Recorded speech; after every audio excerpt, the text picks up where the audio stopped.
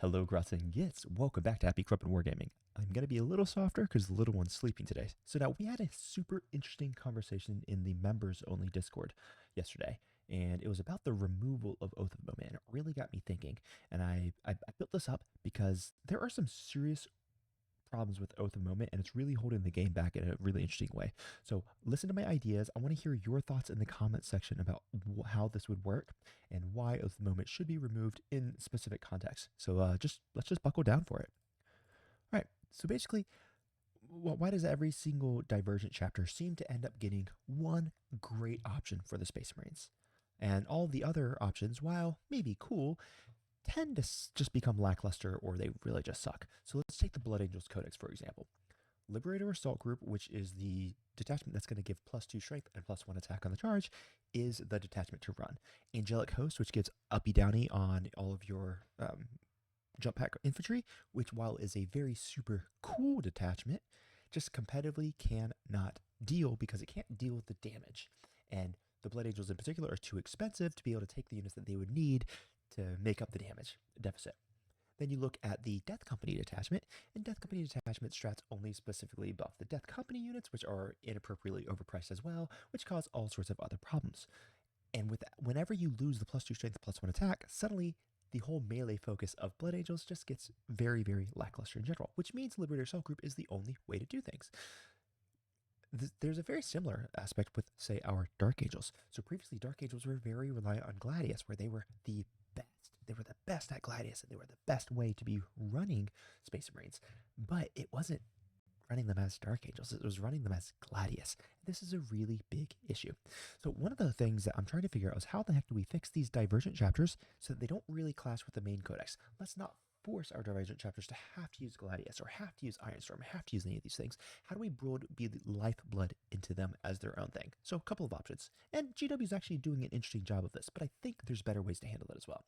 So option number one that I had originally thought of is that we could remove the choice to run these Divergent chapters as main codex detachments.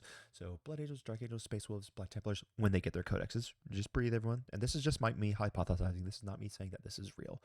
This is me trying to fix a problem. How do I make these Divergent chapters way more interesting? So we could remove their option to play as Gladius or play as Ironstorm or play as whatever.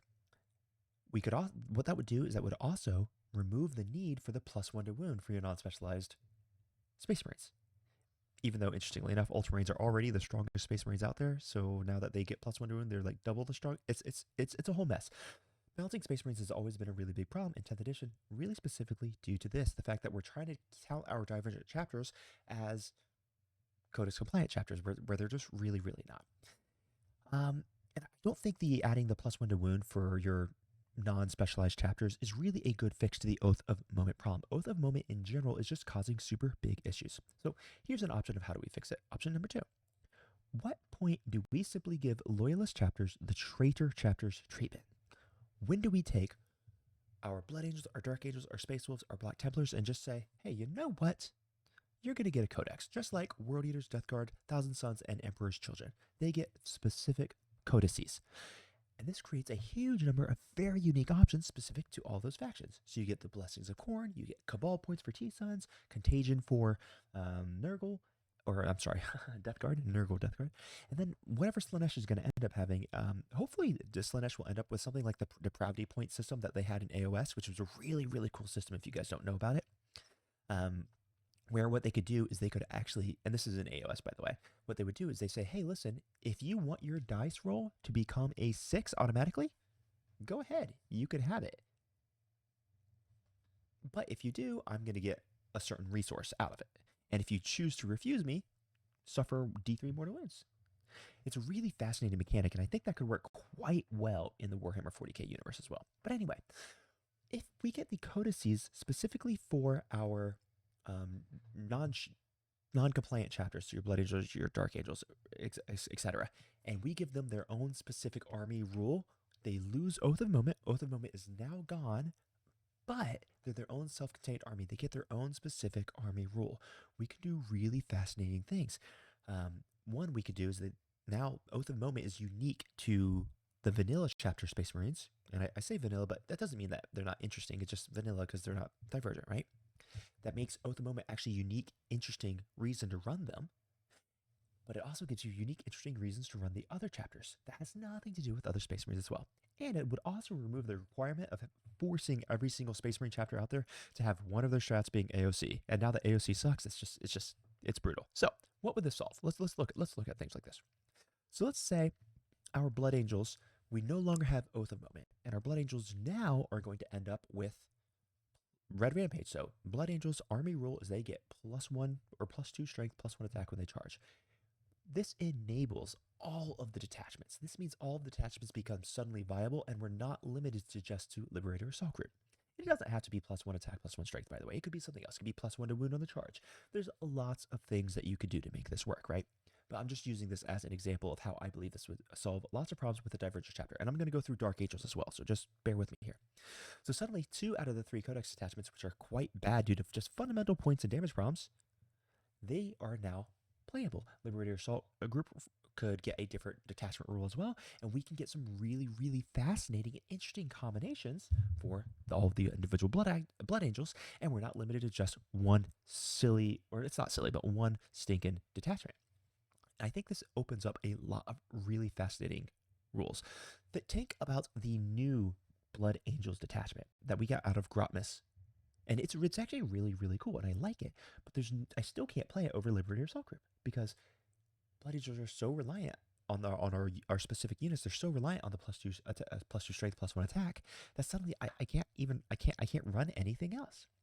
Now, if I remove Oath of Moment and I give that +2 strength, +1 attack as just the army rule in general, suddenly that opens up so many different combinations and unique ways to play the Codex. Let's talk about Dark Angels. How would this work for Dark Angels? So let's remove Oath of Moment from Dark Angels. Dark Angels can no longer use chapter, the Space Marines detachments. They have to use their detachments. But instead of Oath of Moment, now they get something really on theme. Weapons of the Dark Age, for example. So here's the idea of a theme, and we're not locked to this, by the way. I'd love to hear what your ideas for the army rule could potentially be. Dark Angel troops, when overcharging plasma, could get +1 damage. Perhaps with the penalty of failing overcharge on 1s and 2s instead of just 1s. I don't know like how the balance there would work, but something along those lines. This is flavorful, and it would give Dark Angels something very unique. Just this one shift would dramatically change how we look and analyze all of the detachments specific for the Dark Angels. Hunter's Cohort. Suddenly, they no longer have on-demand Oath of Moment, which means that they can't just auto-delete one unit, but suddenly all of our Black Knights become very fascinating with the ability to get an additional +1 damage on their overcharged plasma cannons. Samael gets very, very fascinating. Now there's a reason to actually take plasma cannons in our Terminator squads, which is very Dark Angels flavory. This opens up all of the different attachments in the Dark Angels to allow them to be expressed in new, very unique ways, simply because they're no longer locked to this Oath of Moment. And each of the individual detachments, their unique detachment rules can really start to shine. I think this idea is beautiful. Now, Redemptor Dreadnoughts see a lot more play, by the way. This is a very, very interesting way to truly increase diversity in the game and to increase just like enjoyment in just having different options. What about Space Wolves, for example? Space Wolves lose Oath of the Moment. Oath of Moment. Now suddenly the Champions of Rush detachment just straight up becomes the army rule. You can unlock sagas in any detachment that Space Wolves come up. Imagine running the new Space Wolves detachment with the heroic interventions, which I maintain is really, really interesting and good, but other people, are bitching and moaning on the internet about. I'm going to release a video on there where I'll talk about how I'm going to be running it, by the way, pretty soon. But now, when you have the ability to unlock these sagas, instead of having to be locked to Oath of Moment, just like every other Space Marine chapter is, it really allows for much more interesting and balanced ways to run the Codex. Why can't Space Wolves have Blessings of Khorne? They would have the Champions of Rust buff, right? Why can't Blood Angels have whatever? Do you know what I mean? I think this truly would improve the feeling of having a unique army, because now your army would suddenly be unique, and it would also do quite a few other things. It would make the vanilla Marines feel a lot better as well, because now they would have their own unique identity, and you have a reason to run vanilla Marines. Now, let's talk about why won't they do it. The reality why GW is not going to give loyalist chapters the same treatment that the traitor chapters get is going to have to be either a staffing problem, like maybe they just don't have the manpower to create these full new army rules and do all the balance for it. It's possible. I kind of have a hard time believing that, but it's possible. Laziness, which GW, listen, it's no secret that I am a fan of Games Workshop. I actually like Games Workshop. I think they're doing a really good job with 10th edition. I think it's a much more innovative and interesting game now, and the amount of balance that they're bringing to it is on point. But there's certainly some lazy things that they do in their writing. I do think they need new rules writers. I think they need to update some things. So there's a possibility where laziness is the answer here. There's also a possibility where they just haven't thought about it. It's like, oh, well, if it's not broke, don't fix it. Do we even really need to create unique flavors for all of our divergent chapters? And for me, the answer is yeah, you really do, man. Because just think about how much cooler running World Eaters is when you have a World Eaters army versus, no, I get to run Corn Berserkers in the Chaos Space Marine detachment. It's not the same thing. Um, it would definitely require more thought process in building codexes. Certainly, they probably would have to hire a couple new rules writers, no doubt about it. And it would mean that you're going to need to balance a little bit more because you're going to have to make the army rule fit with the individual chapters. But at the same time, this will also make balancing way easier because one of the biggest problems with balancing a faction like Space Marines, for example, is you have, I don't know, 100 different data sheets that have different play in different chapters. Like, you could just remove the option for having incursors from Dark Angels, for example. Now you don't have to worry about are incursors broken when you're running them in Dark Angels. I understand that's not really a good example where incursors would never be broken, but you guys are sticking with me. You're understanding the thought process. This will make balancing things much easier. Perhaps if Dark Angels get +1 damage on Plasma, the Redemptor Dreadnought is actually worth 210 points. But everyone else who doesn't get that, now it's only worth, maybe 180 points. This makes it much easier for them to do points balancing. They could also remove the option at all to even take certain units in certain chapters. I just think it really, really would innovate the entire Space Marine super faction in such a really fascinating way. And right now, the channel is currently growing and it's starting to get big enough where maybe a representative from GW could listen to this and maybe be inspired by the line of thought. So hopefully, someone hears that. If you guys were to write your own chapters, say it's Blood Angels, Dark Angels, Space Wolves, Black Templars, and you were to figure out what their specific army rule would actually be instead of Oath of Moment, what would it be? Type it down in the comments down below because I'm really interested to hear what you think.